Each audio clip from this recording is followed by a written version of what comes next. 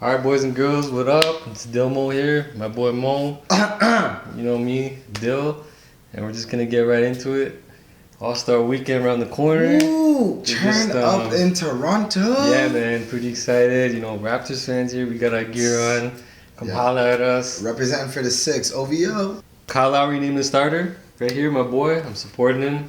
Yeah, that was a huge surge that he had near the end, right? Like, it was close. Man. It was really close, but I'm glad the fans came through. I'm glad Toronto came through. I'm glad Canada actually came through. Shout out to Toronto. Once again, Canada, baby. It's all us. It's all us. So let's see. Yeah, so they named the starters, Eastern starters. Who is it? Carmelo Anthony. You got Carmelo.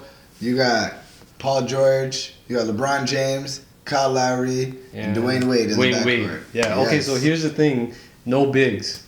No, I know, right? No bigs. And then in the West, we have Russell Westbrook, Steph Curry in the backcourt. Then we got Kobe Bryant, Kawhi Leonard, Kevin Durant. Exactly. So the biggest guy on the floor right there is Kevin Durant. He's a power forward. Yeah. He in that situation, yes. And then I guess LeBron would be the center.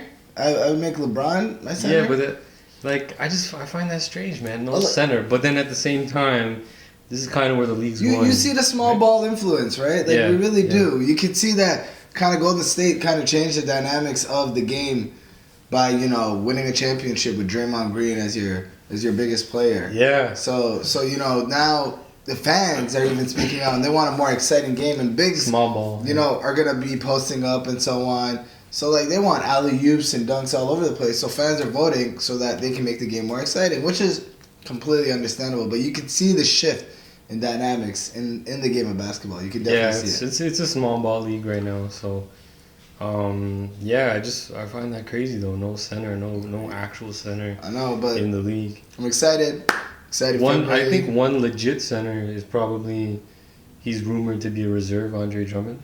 Yeah, Andre Drummond deserves it. He's the only one I could think of, right? Andre Drummond deserves it. Chris Bosh is a legit big. Oh, Chris Bosh. He'll get called up. Yeah. There's a lot of bigs out there that are gonna probably be left off. There's a wild card. Al Horford is another one. Al Horford, we don't know what Al Horford it depends. But you gotta remember, if one of these bigs gets voted in, it gives, in the East at least, it gives DeRozan that much less of a chance of being voted in. That's not true. Voted in. Sorry.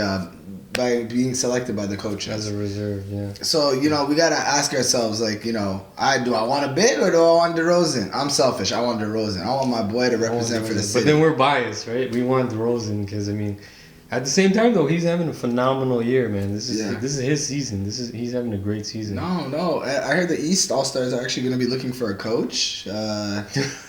Because Mr. Blatt David got fired. Blatt got fired. Yeah, you show up to work. You show up to work, your team's in first place. You're about 15 games over 500. Just, out of the blue. You just came out of the finals. And your star player, a.k.a. LeBron, he got him. He got him fired. But that's the thing. You think it was LeBron that got him fired? I 100% in my heart of hearts the rumor. believe so that LeBron got him fired. That's the rumor. You guys probably know this too. LeBron runs the team. He runs the show.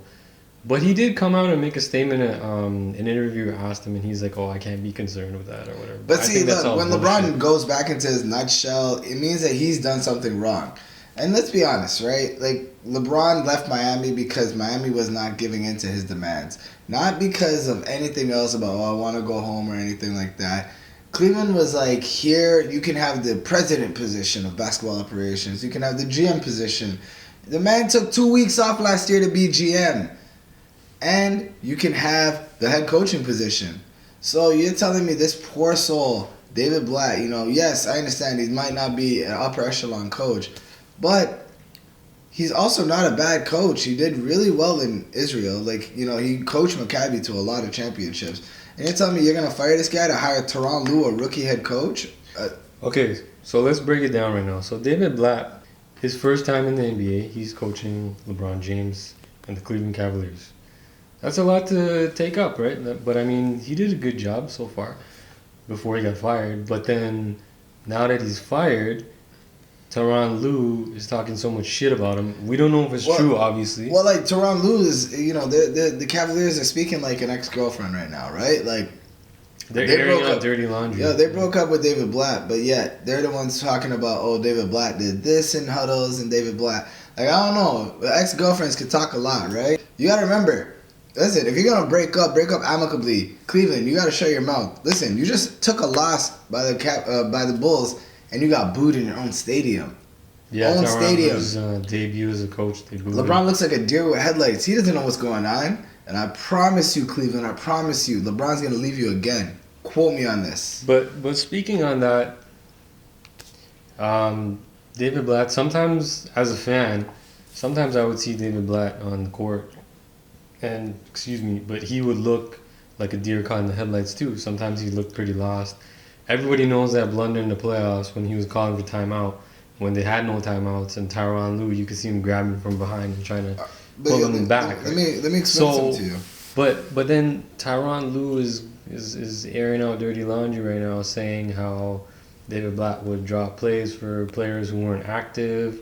When they would call timeout, he would go blank and freeze up, and then Tyronn Lue would have to drop the plays. Yeah, but I don't know if he's just bigging himself up now, or he's just talking shit. No, but he is. Like, he really is just talking shit, right? Realistically, Tyronn Lue was like the 12th man on the bench of the Lakers championship run. Yes, I understand he's the highest paid assistant. Yes, I understand that LeBron wanted to be coached by a former player. But realistically, what makes Tyronn Lue more qualified than David Blatt? David Blatt took you to the finals with injured players. Other coaches are sticking up for David Blatt. There's a reason. Listen, where there's usually smoke, there's fire. I guarantee you LeBron had everything to do with the David Blatt fire. Yeah. Everything to do with this firing. And you know what? LeBron is wrong for that. LeBron needs to start looking in the mirror and start blaming himself for these losses that he keeps taking. It's your fault, LeBron. It's your fault. You've been pandered to since high school. You've been pandered since you've been in the NBA. You need to start taking ownership for your actions. Well, I'm going to play devil's advocate here. Critics are going to argue then David Blatt only went so far because he had LeBron and all this talent on his team. But you got to remember, Kyrie Irving was injured. Kevin Love was playing with a hurt shoulder. Kevin Love was out too. He was out for a while too. Yeah. So come on, guys. Seriously, come on. Let's really deal with this. Let's really start calling LeBron out for what he is, a bitch.